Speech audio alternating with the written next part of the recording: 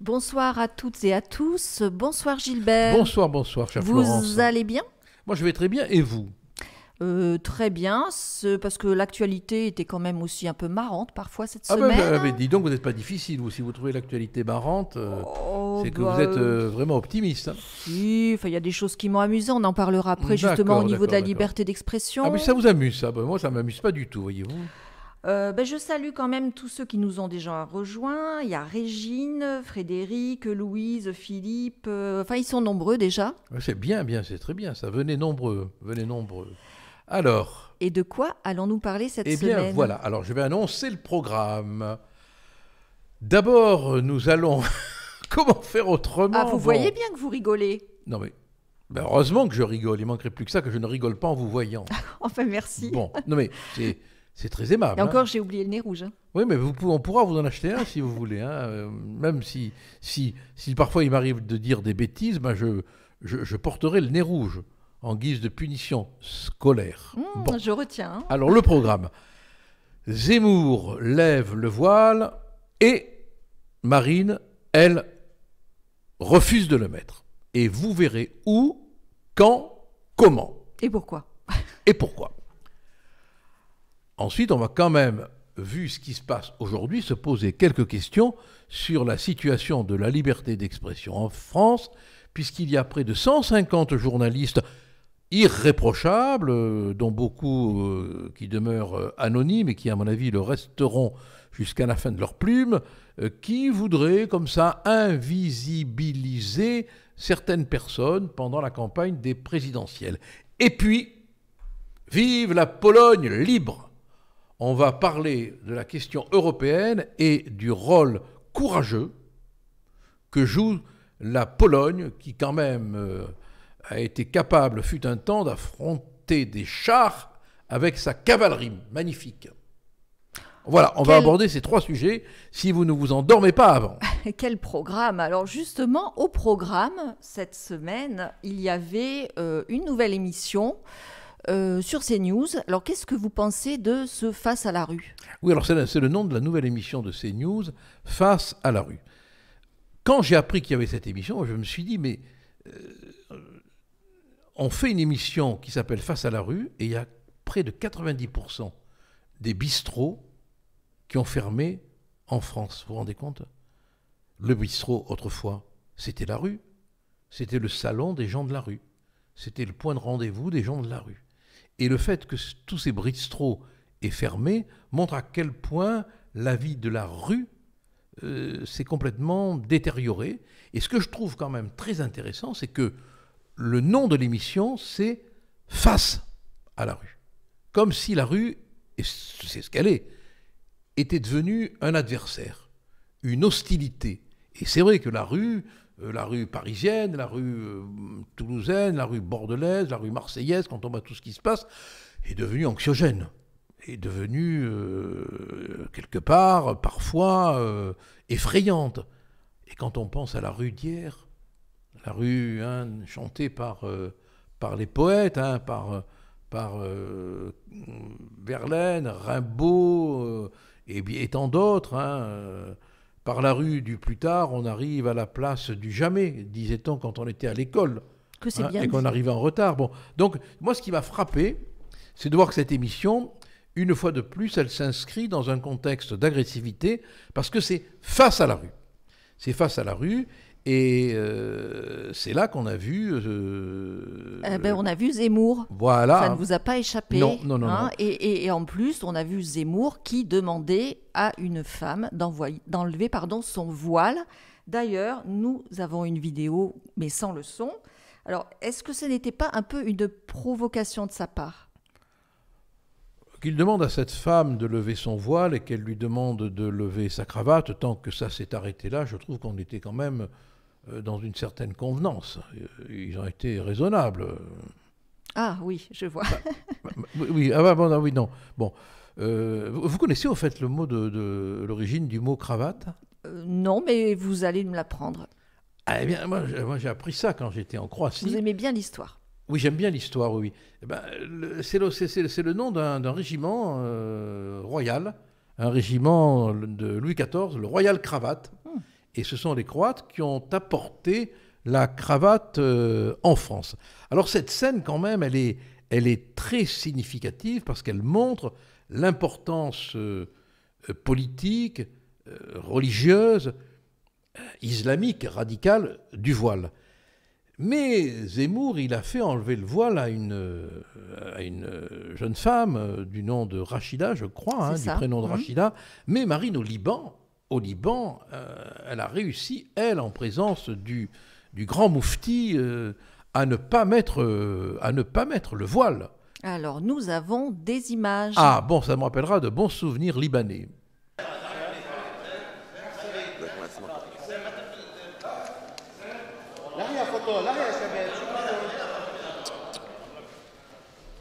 Moufti d'Al-Azhar ne m'a pas réclamé cela. La plus haute autorité sunnite du monde n'a pas eu cette exigence, par conséquent, je n'ai aucune raison de... Mais c'est pas grave, vous transmettrez au grand moufti ma considération, mais je ne me voilerai pas. Sorry, you're not meeting the Mufti? Parlez français. Alors, votre réaction? Bah écoutez, je trouve que c'était quand même courageux de refuser de porter le voile en présence des autorités religieuses libanaises qui nous avaient tendu un piège et qui voulaient vraiment nous mettre en difficulté. Et je trouve que là, vraiment, ça a été un grand moment dans ce voyage. Et c'est bien que les femmes libres de liberté d'elles-mêmes, de leur corps entier, de leurs cheveux, de leur respiration, refusent de porter ce qui est un instrument quand même de soumission de la femme. C'est très significatif de ce que signifie aujourd'hui, du point de vue conflictuel, on ne peut pas le nier, le port du voile, c'est indiscutable. Parce que, en fait, Rachida, justement, elle a parlé de cette notion de liberté ou pas de porter le voile, et elle était chez Hanouna, où elle a dit qu'elle avait reçu des menaces de mort. Donc voilà, quelle conclusion vous en tirez? Mais je crois qu'on va l'écouter d'abord. On va l'écouter. Je suis une femme libre, musulmane, fière de l'être, mais libre. Et sur la journée d'aujourd'hui, vous avez reçu peut-être beaucoup de menaces de mort. Beaucoup de menaces de mort. Oui, mais c'est extrême, j'imagine. Oui. Des menaces de mort De personnes qui ne comprennent pas pourquoi je l'ai enlevé, je ne reflète pas la religion, c'est une honte. Voilà, enfin, bref. Autrefois, en France, tout finissait par des chansons. Maintenant, tout finit par Hanouna, vous avez remarqué? Oui, Dès qu'il y a un événement, c'est la voiture balai du pape. Non, mais c'est pas. Moi, je voudrais pas me le mettre à dos. Mais c'est vrai, quoi. Bon, dès qu'il y a un événement, il finit chez Hanouna, voilà. Vous n'y êtes pas souvent. D'ailleurs, je pense que vous n'y êtes jamais allé chez Hanouna. Non. Mais je n'ai rien contre Hanouna. Je n'ai rien contre son émission. Mais bon, je trouve que c'est pas bon. J'ai pas très envie d'y aller. Voilà, c'est tout. Bon, peut-être qu'un jour, qui sait. Quand je serai très, très en déficit de notoriété, que j'aurai une déficience narcissique, peut-être irai-je. Moi, je trouve qu'il est sympa, Hanouna. Non, vraiment. Bon, un peu agité quand même. Mais bon, c'est ça, c'est son dynamisme intérieur qui fait ça. Enfin, ce qui est sûr, c'est que dès que quelqu'un est dans l'actualité, hop, en fin de parcours, il arrive chez Hanouna. Ça sent un peu les urgences du PAF. Bon, en tout cas, il y a une réaction sur ce thème de Zemmour et le voile de Louise Vias qui dit Zemmour et le voile ou une belle mise en scène? Il semblerait que la polémique a quand même avorté d'un échec. On a pu croire à un moment donné qu'il s'agissait d'une mise en scène, mais c'est pas le cas. Ce n'est pas le cas. Mais ça montre à quel point la question du voile, la question du vêtement et du vêtement religieux dérange, parce que, qu'on le veuille ou non, avec tout le respect qu'on peut avoir pour tout le monde, c'est porteur de l'idée d'une soumission de la femme. Enfin, cacher ses cheveux que je ne saurais voir, Florence. Écoutez. Non, mais tout de non, même. mais je ne veux pas mettre le voile, Gilbert. Enlevez votre perruque. Allez, si vous enlevez votre perruque, j'enlève ma cravate. Bah écoutez, je veux bien essayer de tirer sur les cheveux, mais bon. Vous n'avez pas de perruque. Et non. Donc je n'enlèverai pas ma cravate. Et voilà. Cela étant, la liberté... bah écoutez, qu'est-ce que je pourrais faire d'autre pour que vous enleviez votre cravate? Bah écoutez, enlevez votre t-shirt alors. Bon, non. Bon, c'est ma liberté, donc non. D'accord, voilà. Vous avez bien raison. Donc je garde ma cravate. Alors, justement, liberté d'expression. Vous avez quand même eu cette semaine aussi 150 journalistes qui ont signé une tribune dans Mediapart, qui ont appelé ces journalistes à combattre et, tenez-vous bien, invisibiliser certaines personnalités politiques qu'elles n'ont pas nommées, mais bon. Alors, quand on sait que l'Union européenne, le droit européen, c'est bon de le rappeler ici, fait de la liberté d'expression un principe inattaquable, intangible. On a même le droit de dire ce qui dérange, ce qui déplaît, ce qui choque, ce qui est une condition de l'existence de la démocratie. Et qu'on voit apparaître, surgir, faire de petits bonds quand même, hein, 150 journalistes, dont certains demeurent anonymes. Alors là, ils ne sont pas volés, ils sont masqués, eux. Ils demeurent anonymes. Ils rédigent une espèce de pétition punitive, rédigée du reste en écriture inclusive, ce qui est très bien parce qu'on n'y comprend rien. Donc ça a le mérite de ne pas pouvoir être lu convenablement, parce que franchement, l'écriture inclusive, elle crève les yeux. C'est un crève-œil, hein. Ça fait des borgnes intellectuelles. Hein. Alors, selon eux, il faut rendre invisible. Ah, ils ont un pouvoir extraordinaire, hein, vous vous rendez compte? Les magiciens du paf. Ils vaporisent, poète, et puis tout un univers devient invisible. Bon, tout cela parce que les hommes et les femmes frappés d'invisibilité par ces magiciens de la plume seraient complices de l'idéologie, évidemment, fasciste. Alors voilà des journalistes qu'on ne connaît pas, qui s'autorisent, qui se reconnaissent le droit de traiter de fasciste, de décréter comme étant fasciste un tel ou un tel. C'est les censeurs pour l'échafaud. Bien dit. Voilà. Alors on avait autrefois la faucille et le marteau, maintenant on a les ciseaux et les marteaux. Bon. Quand on sait que la plupart des médias sont entre les mains de quelques milliardaires, quand on sait que l'idée de traiter l'adversaire de fasciste est une construction sur laquelle on va parler, que le communisme a fait quand même 80 millions de morts,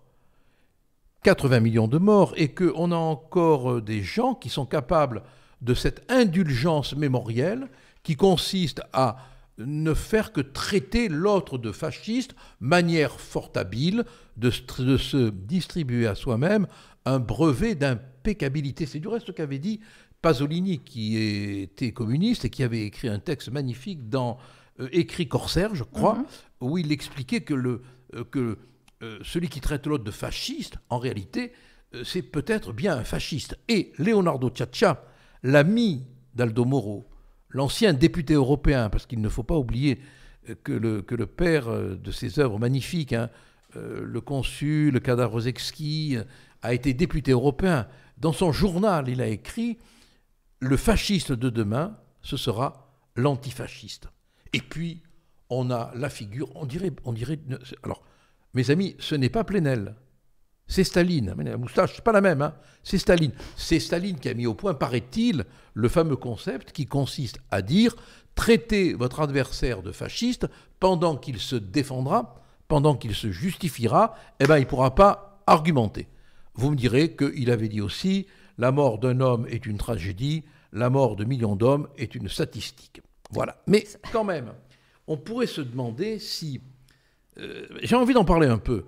Cette manière systématique de traiter l'autre de fasciste n'est pas l'expression de la mauvaise conscience de gauche. Qui était l'inventeur du fascisme? Benito Mussolini, un socialiste. Mais avant lui, en 1880, ce sont les mouvements d'extrême gauche français, notamment le syndicalisme français, qui fondent l'idéologie fasciste. On est en 1880 et on oublie complètement de le rappeler. Il y a aussi quand même tout le Front populaire qui a voté massivement les pleins pouvoirs à Pétain. Et puis si on lit les travaux d'Epstein, il y a beaucoup de collabos qui venaient de la bonne gauche, de la morale gauche. Voilà. Alors, c'est traiter l'autre de fasciste, c'est une manière peut-être aussi de se décomplexer, de se déculpabiliser. Voilà. Vous faites le malin, Gilbert, mais Pourquoi moi ça je vais vous rappeler des souvenirs parce que vous avez été vous-même traité de néo-fasciste. Ah oui, par des néocons, oui, c'est vrai. Oui, donc c'était dans le Nouvel Obs. Oui, c'est un journal de référence, c'est le phare de la pensée universelle. Oui. Et vous étiez en bonne compagnie, il y avait Elisabeth Lévy sur la couverture, Ménard, je crois qu'il y avait etc. Zemmour aussi. Zemmour aussi, Oui. voilà. Donc, voilà, et puis je pense à un certain Bernstein aussi. Ah ben alors lui il n'était pas, c'est pas un néo-nazi, lui. Ah non. Non, lui c'est un néophyte. Lui il est extraordinaire, c'est lui qui veut interdire d'antenne Zemmour. Mais il a fait un truc extraordinaire, je crois. On va regarder la vidéo. Ah oui, non, mais regardez la vidéo, elle vaut le coup. Il y a une responsabilité des médias qui, depuis des années, ont promu Éric Zemmour. Pas forcément sur votre chaîne, mais il n'a pas le droit de venir ici. Il a été... Oui, voilà. Incroyable, cette manière de... Mais ça, c'est la télévision d'État, la télévision publique, qui a un budget colossal, un budget énorme, qui a peu de publicité, donc qui a une écoute confortable, qui a des relais d'antenne facilités. Bon, c'est quand même un pouvoir médiatique de gauche que la télévision et la radio d'État. Après, le magazine Marianne a réagi justement à cette tribune. Elle a titré « La haine, c'est mal, sacré programme » pour répondre justement à ces journalistes. Ah oui, parce que ces journalistes qui sont des grands cœurs, quoi, qui devraient passer leur vie à Lourdes, mais enfin Lourdes, comme ce sont souvent des laïcards, ils ne peuvent pas y aller. Alors, ils ont tellement envie de faire le bien, ils sont tellement bons que... Du reste... Je vois pas comment on peut être socialiste, c'est trop difficile, quoi. Il faut il faut vraiment avoir un cœur, une compassion, un amour de l'humanité, quand c'est les autres qui payent, bien sûr, parce que le bon samaritain socialiste, il s'arrête pas, il demande de l'aide d'État pour secourir le blessé dans la rue. Bon, oui, la haine. Alors, la haine fait mal. Voilà, ouais. Sacré programme. Voilà. Et d'ailleurs, le journaliste dans Marianne, je vous le cite, dit pour faire court, les Français sont trop cons. Ils allument la télé, votent pour le premier type qui déblatère des idées radicales. Coupez-leur la télé à ces mauvais citoyens. Et ils s'empresseront de voter pour Anne Hidalgo. Oui, alors Anne Hidalgo. Anne Hidalgo. Anne, c'est un joli prénom, ça, c'est un prénom bien français, bien chrétien. Je crois que c'est Anne, c'est la mère de Marie, d'où Marianne du reste. Mais il faudrait interdire la Marianne. Ben, enfin quand même. Mais enfin au nom de la laïcité. Oui, vous vous rendez compte, d'un seul coup on a la mère et la fille. J'y avais pas pensé, Gilbert. Ah ben non, mais moi je vous le dis. Alors, ce qui est extraordinaire quand même, c'est que France Inter, c'est France entre nous de gauche. Quand on voit comment ils traitent l'actualité, on est quand même surpris. Un exemple. Oui, vous faites référence peut-être au Figaro Magazine, non ? Le Figaro Magazine cite ce que je vais vous dire. Mais ça vaut le coup quand même, mes amis, que vous écoutiez, parce que ça montre à quel point on est dans un système de choix politiques. Il y a le sommet France-Afrique qui commence. Il y a le bras de fer avec la Pologne. On est le 8 octobre. France Inter ouvre son journal pour diffuser une info qualifiée d'édifiante et d'exclusive. Attention. Un scoop sur la Pologne ? Non. Ah. Pas du tout. On apprend qu'une agence d'intérim sur 2 accepterait les demandes des entrepreneurs du BTP de leur fournir de la main-d'œuvre de type européen. Le test réalisé par SOS Racisme. Et vous savez sur combien d'appels le test a été effectué? Je ne sais pas, les sondages en général, c'est minimum 1000 personnes, non? Bon, c'est un chiffre qui aurait plu à Gainsbourg. 69. Oui. 69, mais ils se foutent du monde. Et pourquoi 69 d'ailleurs? Je ne sais pas, mais ils se foutent du monde, quoi. Pas de contradicteur, pas de mise en perspective. Et au moment où on parle de la Pologne, au moment où on parle du sommet, c'est l'information principale qui est annoncée. Bon, quand on sait quand même que le budget de la télévision et de la radio publique est de 600 millions d'euros, qu'en plus il y a la redevance.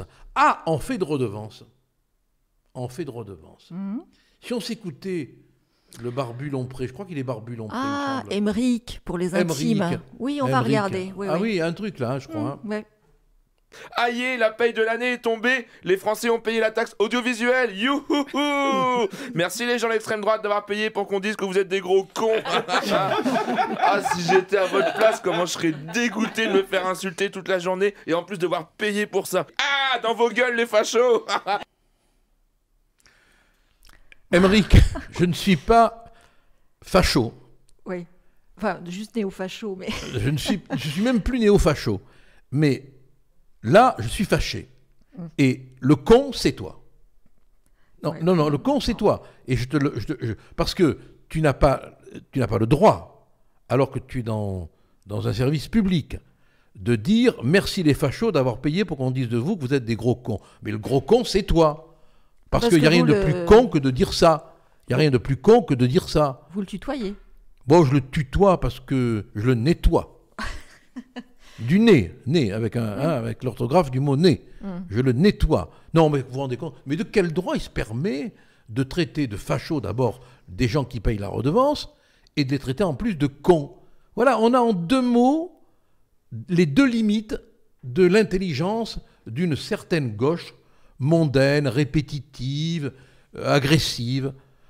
Voilà, Alors on a aussi un phénomène là sur France Inter, je crois, c'est Askolovitch. Oui. Alors lui, il avait fait l'apologie du boulanger, vous savez, le fameux boulanger. Akram. Qui s'est retrouvé, qui a failli se retrouver serviteur en pain de l'Élysée. Bon. Et puis on a appris qu'il diffusait des messages un peu extrémistes. On a pu même le soupçonner à un moment donné de faire partie d'une certaine mouvance radicale. Et donc, il n'a plus pu servir le pain de l'Élysée. On a peut-être craint que ça soit un pain d'autre chose qu'un pain de farine. Bon, et comme l'Élysée ne voulait pas prendre un pain, on lui a dit qu'il ne fallait plus servir le pain à l'Élysée. Voilà, parce qu'il ne voulait pas voir arriver les pimpons à cause du pain du boulanger d'Askolovitch. Mais vous croyez que Askolovitch, il aurait fait farine honorable? Non, pas du tout. Qu'est-ce qu'il a dit D'abord, il a mis il a, comment pourrais-je dire, instrumentalisé ce qu'il appelle le passé électronique, qui est une malédiction commune. Mais lui, face à cette malédiction, il donne l'absolution, parce qu'il n'y a pas d'appel au djihad, dit-il. Il n'y a pas d'appel au meurtre. Bon, voilà. Mais enfin, il a quand même écrit un livre aussi qui est très intéressant, qui s'intitule « Nos mal-aimés, ces musulmans dont la France ne veut pas ». C'est peut-être pour ça qu'il a mangé son bon pain, quoi. Voilà, oui. Bon, voilà. Et vous avez oublié tout à l'heure, à propos de Bernstein, oui. Votre entrevue avec lui. On voit la vidéo? Ah bon, oui, peut-être, oui. Est-ce qu'il y a du racisme dans la police? Il y a du racisme partout, comme il y a des cons partout. Il y a du racisme dans la police, dans la justice, dans la magistrature, dans le barreau, dans la presse. Des cons, il n'y en a pas plus dans la police qu'ailleurs. Mais pourquoi y en aurait-il? Bon Dieu, je ne sais pas. Non, mais je pose la question, pourquoi y aurait-il plus de racistes dans la police que dans la presse ou qu'ailleurs? Je ne sais pas, par exemple, dans la police, il y a plus de gens qui votent Rassemblement National. Il y a une étude qui montre merci, c'est gentil, ça. 50% des policiers, dit-on, enfin des études montrent que, en gros, 50% des policiers votent Rassemblement National. Donc tout n'est pas réparti de la même manière partout. Non, mais attendez. Je n'ai pas dit que ces 50%-là étaient racistes. Vous avez de la chance que je sois calme ce matin, hein, parce que vous venez de dire, l'air de rien, un propos qui vous mériterait d'aller en correctionnel pour diffamation, parce que vous faites un lien. Ah bon, parce que voter...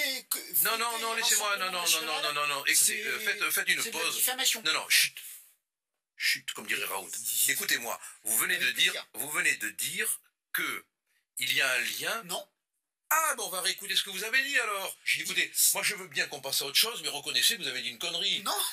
Parce que faire un lien entre le racisme des policiers et leur vote Rassemblement National, je peux vous dire que devant un tribunal, ça fait mal, hein. Sauf que je ne l'ai pas fait. Mais, écoutez, alors moi, j'invite tous les gens qui nous écoutent à réécouter, parce que vous l'avez fait. Volontiers. Alors, mais bon, que vous le regrettiez, je veux bien l'admettre. Mais comment, je ne l'ai pas dit, donc j'ai pas... Parce qu'on peut parfaitement voter Rassemblement National... Et être absolument pas raciste. Eh bien, parfaitement, je suis tout à fait d'accord. Ah, bah tant mieux que vous le disiez. Oh. Oui, il est gentil, Gilles Bronstein. Alors, cela étant dit, c'est pas un méchant journaliste, franchement. Je crois que il se laisse emporter par l'ambiance. J'ai pu discuter avec lui en privé plusieurs fois. Il est beaucoup plus ouvert, beaucoup plus tolérant en privé qu'à l'antenne. C'est pour ça que je lui accorderai quelques circonstances atténuantes. Mais le propos est dur, mais vous avez vu comme il est embarrassé. Bon, il nous traite carrément de raciste, quoi. Mais non, mais c'est l'ambiance, c'est comme ça, quoi. C'est voilà. Mais non, c'est très particulier, vous savez. Non, c'est très particulier. Qui entre à France Inter ou à France Info ne sait pas, quand il est du Rassemblement National, s'il en sortira indemne. Hein. Ah oui. En tout cas, ça fait beaucoup réagir. Alors, j'aime bien le commentaire de Christophe qui dit, enfin Chris plus loin Toff, France Inter n'ont eux-mêmes qu'eux-mêmes comme auditeurs. Ah non, ils ont beaucoup d'éditeurs, malheureusement. Auditeurs, oui. Ouais, ils ont beaucoup d'auditeurs, je crois. Non, c'est une radio qui est écoutée. Bon, c'est pas phénoménal, hein, mais elle est quand même écoutée. Éric Nivetta vous dit Maître, ces journalistes qui n'en sont pas sont-ils pilotés par l'extrême gauche dans une forme de diktat idéologique ?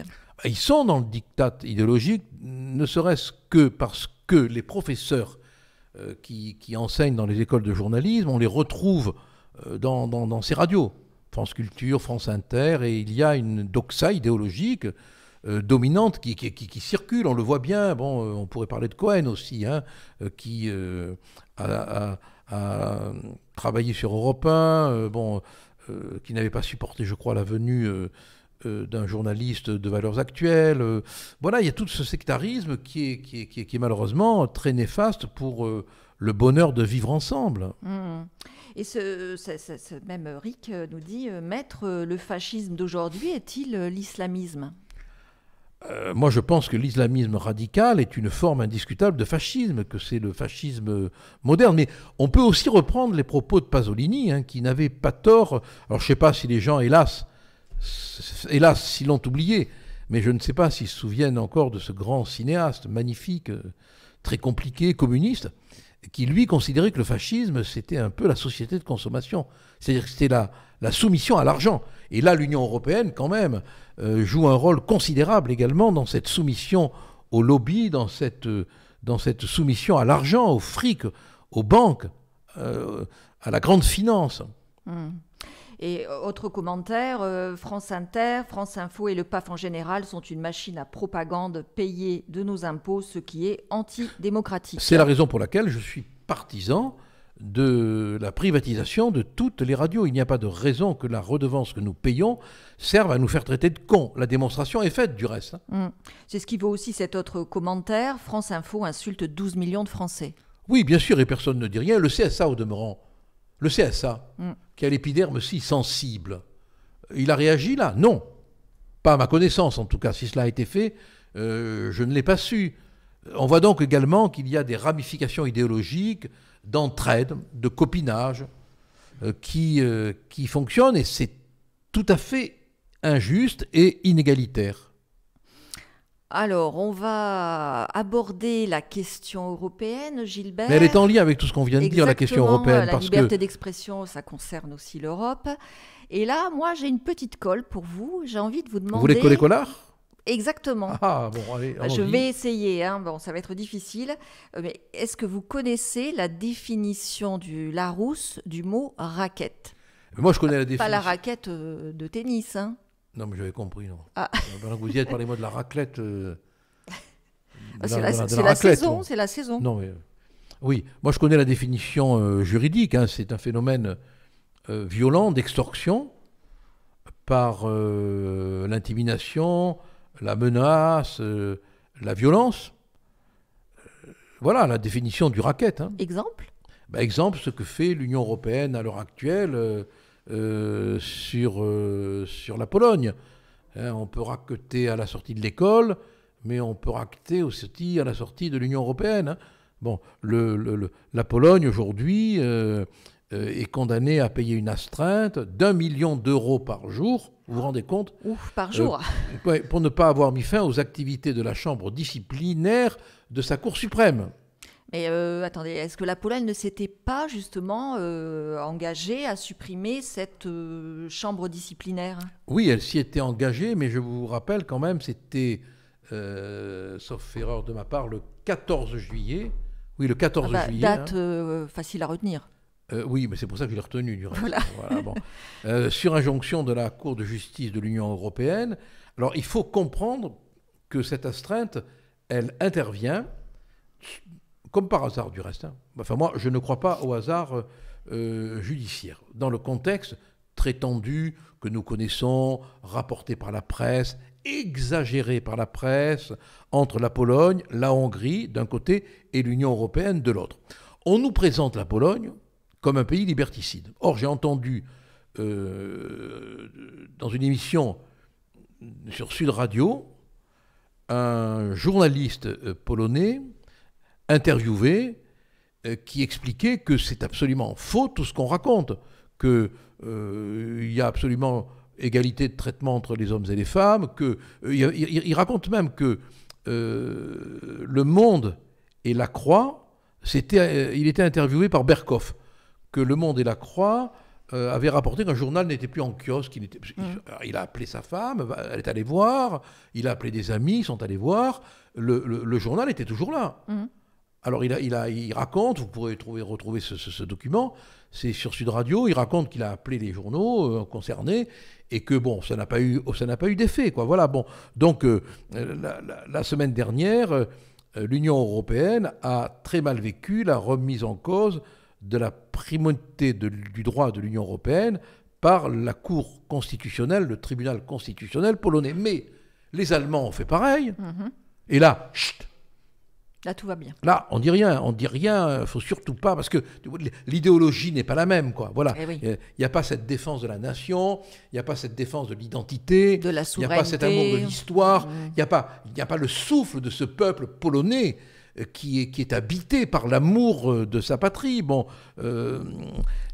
c'est quand même pas normal que ce que la Cour fédérale allemande fait, qui est exactement la même chose que ce que fait le tribunal constitutionnel polonais, soit pour les uns passé quasiment sous indifférence et pour les autres sanctionnés.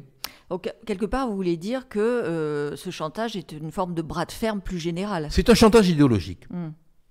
C'est un chantage idéologique qui est absolument inacceptable parce que ça montre à quel point la bureau-technocratie idéologique, financière de l'Union européenne veut imposer un mode de pensée, un mode de comportement, un mode d'appréhension de la propre histoire de chaque peuple qui doit être une vision de l'histoire formatée, définie, presque enrégimentée dans les cadres de ce que veut cette Union européenne qui est un effet technocratique. Et la Pologne, à cause de son histoire, ne l'accepte pas. Et la Hongrie, à cause de son histoire, ne l'accepte pas. Et la France quand même, à cause de son histoire, elle ne devrait pas l'accepter. Dans le Figaro, il y a une semaine, on pouvait lire la mention de recours à des outils de pression pour essayer de remettre le gouvernement populiste, allez, Vlan, hein, encore une fois, de Varsovie dans le droit chemin européen. Droit chemin. Le droit chemin. Et l'article citait les mots du secrétaire d'État aux affaires européennes, Clément Beaune, à tout faire. Clément, Ah oui. ben là, non, Oui, ça, oui, bon, oui, oui, non, excusez-moi. c'est absolument. Bon, ça en dit long quand même sur l'état d'esprit. En plus, c'est pas sympa pour les bonnes. Ben, ça n'existe plus, ça. C'est une œuvre de Jean Genet. Il n'y a que dans l'œuvre de Jean Genet que ça peut se dire. Ça en dit long quand même sur l'état d'esprit des politiques. Bon, le droit constitutionnel, la Constitution doit l'emporter sur les règlements, les traités, le droit européen. L'Italie l'a dit, la Roumanie l'a dit, et même en France, parfois on l'a dit, l'Union européenne n'a pas branché. Pourquoi? Parce que pour les raisons que je vous disais, pour ces raisons idéologiques. On veut nous imposer un mode de comportement, un mode de fonctionnement, un mode d'appréhension de la réalité idéologique. C'est une entreprise fascisante. Donc, au sens du reste où Pasolini le voyait. Moi, je renvoie tous les gens à lire le texte de Pasolini. Il est remarquable là-dessus. Il est remarquable. Il y a une vision vraiment très intelligente. C'est un texte qui a 20 ans, 30 ans peut-être, hein, mais qui voit bien quelle est cette forme de fascisme qui s'installe maintenant. Et quel est finalement le but de la commission? C'est de faire rentrer la Pologne dans le rang Ben, le but affiché, c'est de faire de l'autorité, c'est de faire rentrer à coups de fric, toujours le fric. Le cœur de cette Union européenne, il ne fait pas toc-toc, hein, il fait fric-fric. Pour afficher une Union européenne soudée par l'état de droit. Mais ce n'est pas l'état de droit, c'est un état réglementaire, c'est un état disciplinaire. Le droit européen ne peut pas l'emporter sur le droit des nations. Ça n'est pas possible. Et alors là, je suis complètement d'accord avec Marine Le Pen quand elle dit que si elle avait été au pouvoir, elle aurait aidé la Pologne à payer et elle aurait déduit cette somme de l'argent colossal qu'on donne, deuxième contributeur que l'on est, à l'Union européenne. Elle parle même de ce monstre qui est devenu l'Union européenne. Oui, ben parce que c'est une machine idéologique qui ressemble à ce que fut le communisme des pays totalitaires. Donc vous soutenez... Une machine à penser, vous comprenez? Oui. C'est ça le totalitarisme. C'est quand s'installe une machine à penser et que sont mis en place des instruments de coercition qui sont tous orientés vers cette soumission. Les lobbies, la puissance des lobbies, la puissance du fric, c'est quand même colossal. Et on a laissé s'installer ça alors que mais jamais le traité de Rome n'envisageait que la législation européenne soit supérieure aux droits des pays. Jamais. Mais ce qui insupporte finalement l'Union européenne, est-ce que ça n'est pas d'abord cette question migratoire? C'est la question migratoire, c'est la question idéologique. On n'a plus le droit d'aimer son histoire, on n'a plus le droit d'aimer son folklore, on n'a plus le droit d'aimer ses traditions, on n'a plus le droit d'aimer son identité, on n'a plus le droit d'aimer se retourner en arrière pour regarder si dans l'invisibilité, le mot pour le coup, il vaut la peine de l'histoire, il n'y a pas quelque part l'image symbolique du père, de la mère, du grand-père ou de la grand-mère qui raconte l'histoire de la vie du pays. Voilà, l'Union européenne, elle a le cœur d'une banque. Donc toute cette poétique historique, toute cette réalité de l'identité, elle ne veut pas la connaître. Ce qui insupporte le plus l'Union européenne, en plus de toutes les problématiques sociétales que je viens d'évoquer, c'est bien évidemment, vous avez raison, la question migratoire. Bien sûr, ils veulent une Europe ouverte aux quatre vents du bouleversement, des chocs. Alors que lundi dernier, quand même, la Pologne a envoyé 10 000 soldats pour défendre ses frontières contre l'invasion migratoire, pour protéger l'Europe. Alors, c'est ça qu'on ne leur pardonne pas. Quoi. Oui, parce que justement, Magda... c'est un très joli prénom, Magda. Voilà, ce que vous pensez au sujet de la situation à la frontière avec la Biélorussie? La Pologne fait le travail, hein, voilà, mais ce qui est quand même absolument inconcevable, c'est qu'on laisse Erdogan, qui a touché de l'argent, qui nous fait du chantage, qui a menacé de virer à coups de pompe dans le cul, à coups de babouche dans le cul, mais ça fait aussi mal, à l'ego. Vous avez essayé? Nos ambassadeurs, bon, lui on le traite avec infiniment de respect. Non, tout ça sent mauvais, quoi. C'est pas bon pour l'Europe. C'est pas bon pour l'Europe. Moi, je pense que l'Europe est en train de vivre une crise avec des conflits intérieurs en plus, hein, parce que on se surveille, hein, on se dénonce, ça commence. Hein. Ça commence. Hein. Donc, on va vivre, mais on suivra ça de très près, on va vivre des moments compliqués dans l'Union européenne. Bon, en tout cas, à propos de Babouche, moi, je suis un petit peu déçue, Gilbert. J'ai oublié la seconde pantoufle. Voilà, mais vous lisez dans mes pensées. Ben oui. Voilà, parce que qu'est-ce que je fais, moi, avec une seule pantoufle? Vous êtes la Cendrillon de quelle semaine? Bon, c'est trop beau. Ah, oui. Bon, je crois qu'il y avait aussi une question de Louise, qui est hors de la question européenne, mais que pensez-vous du zinzin complotiste qui voulait faire un attentat contre l'Élysée? Alors écoutez, moi je me suis penché sur les articles, parce qu'on n'a pas bien sûr accès au dossier. Je pense, pour avoir connu une affaire, il y a de cela quelques années, en 1981, l'affaire dite de la tuerie d'Oriol, qui avait été commise par des membres du SAC, qui était à la fois psychiatrique, complotiste et tueur. Il y avait parmi eux un personnage qui se prénommait Maria, qui se disait ancien légionnaire, qui prétendait avoir sauté dans les rizières, s'être battu au couteau, avoir mené une guerre magnifique, et dont on a appris au procès qu'il avait été réformé pour pied plat. Mais ça ne l'a pas empêché... C'est pas le premier. Hein. Non, mais ça ne l'a pas empêché de participer à une tuerie dans laquelle un gosse de 7 ans a été décérébré à coups de barre de fer, voyez-vous. Et plusieurs personnes assassinées. Bon. Donc il faut être très prudent avec ce genre de problème, et en même temps qu'on a probablement affaire à des gens dérangés, peut-être que si leur mouvance était différente, on les aurait psychiatrisés tout de suite. Ils sont quand même dans une criminalité complotiste inquiétante, et il ne faut pas jouer avec ça. Et on ne peut que féliciter les services d'avoir arrêté la marche. On ne sait pas où ça peut aller. Ça peut être très dangereux, très sanglant. L'épisode de l'affaire de la tuerie d'Oriol, qui a mis un terme à l'activité du SAC, en est un exemple tout à fait remarquable. D'ailleurs, Louise parlait elle-même de zinzin, complotiste. Oui, enfin les zinzins, ils peuvent être dangereux. Hein. Écoutez, merci Gilbert. Je rappelle à ceux qui nous regardent qu'ils peuvent retrouver l'émission sur YouTube. Vous parlez anglais. Ah oui, je m'améliore. On dirait Jean Gabin qui fait de l'anglais. Oh, c'est trop... Ouais. Vous êtes gentil aujourd'hui avec moi. Non, mais c'est vrai. Non, mais attendez, moi j'adorais Jean Gabin quand il parlait anglais. Eh ben, c'était la French Touch. Voilà.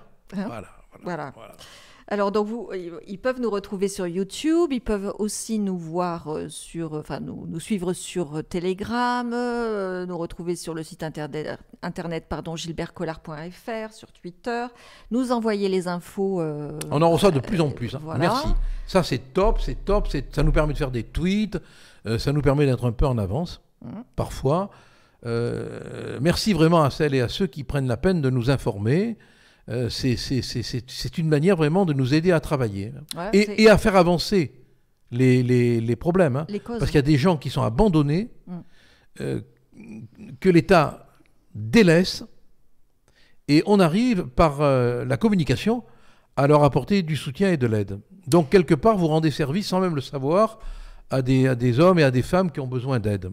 Et l'adresse, c'est newsletter.gilbertcollard@gmail.com. Allez, répétez-le encore une fois. Donc, c'est newsletter.gilbertcollard. Il n'y a pas un truc plus simple, non? Eh bien, non, on a voulu faire compliqué, vous savez. Hein, @gmail.com. Merci. Alors, bonne semaine, bonne fête de la Toussaint. C'est vrai. Bonne fête de la Toussaint.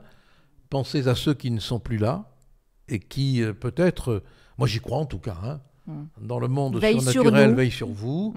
Et puis, soyez joyeux, soyez de bonne humeur, parce que aujourd'hui, il faut l'être pour tenir le coup. Hein. Bonsoir à tous et à toutes, merci. Merci, il y a une mouche qui n'arrête pas de vous tourner autour, vous l'avez vu? Oui, bon, c'est pas grave. C'est la mouche de la liberté. Yes.